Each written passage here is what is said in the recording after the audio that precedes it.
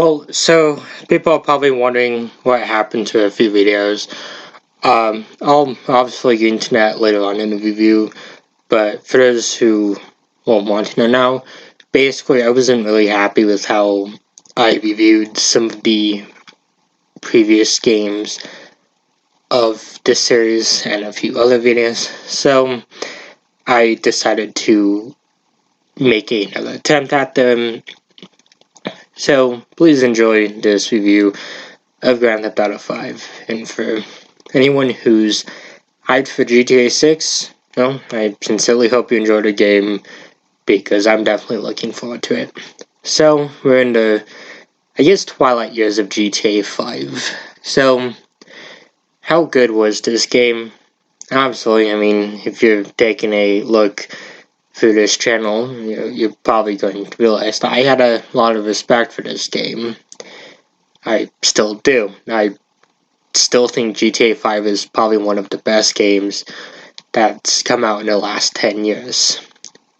But what of its story? And obviously, when you think about GTA 5, you probably think about just all the mayhem and Trevor. But this story was actually somewhat pretty decent. So this story picks up in 2004. Three men, Michael Townley, Brad Snyder, and Trevor Phillips, rob a cash depot. Michael fakes his death, Brad dies. 9 years later, we're in 2013, where we are introduced to Franklin Clinton and Lamar Davis. These two are working with Simeon Yetarian, basically repairing cars, when one day Franklin meets Michael after Franklin steals his son's car. The two start a bit of a friendship, or kind of a, father-son thing with each other, and Franklin gets roped into Michael's midlife crisis, essentially. Eventually, Trevor's reintroduced, and he's as crazy as ever.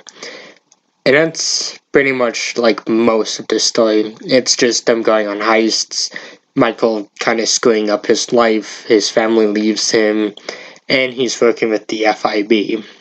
And Trevor is pretty much not helping with his repeated attacks on Mayweather, angering a ton of bikers, the Triads, and whomever else.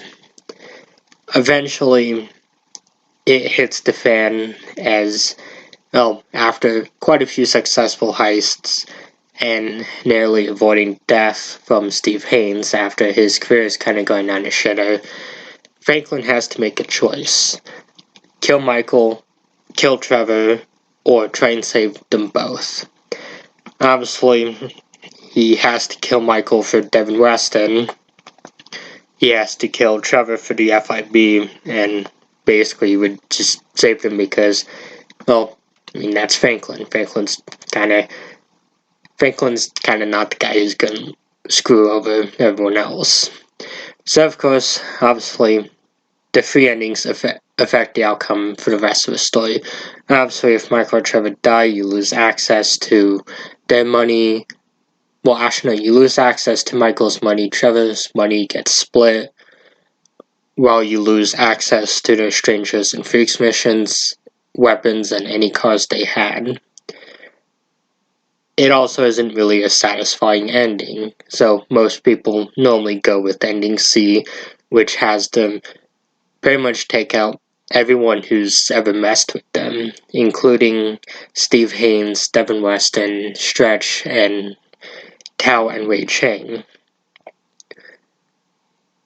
And of course, I think whoever his son was, I think it was Tao. I think he ends up surviving, as I think it got confirmed in GTA Online. So that's essentially the story of GTA 5. So, how well does this game hold up? And, should you be excited for GTA 6 if you liked this one? Well, if you liked GTA 5, chances are you'll probably love GTA 6. And how this game holds up? Well, obviously, there's parts of the story that just kind of do get boring. The last one, torture, is just kind of cringe, to be honest. Yeah, it's cool to have him in the game, but it just kind of doesn't, I don't know, it just doesn't really feel interesting with how they portray him in this one compared to other GTAs. And compared to other games in the series, obviously, you can definitely get a lot better with this story. I mean, Vice City's story and GTA 4 story is definitely a lot better. But for what it's worth, GTA 5 is a fun experience. I mean, there's no doubt behind that. I mean, the game sold tremendously well and gave birth to its online mode that has, well, constantly been updated throughout the last 10 years. And there's no doubt that GTA 6 will be one of the best selling games when it drops. So, obviously, why did I redo this?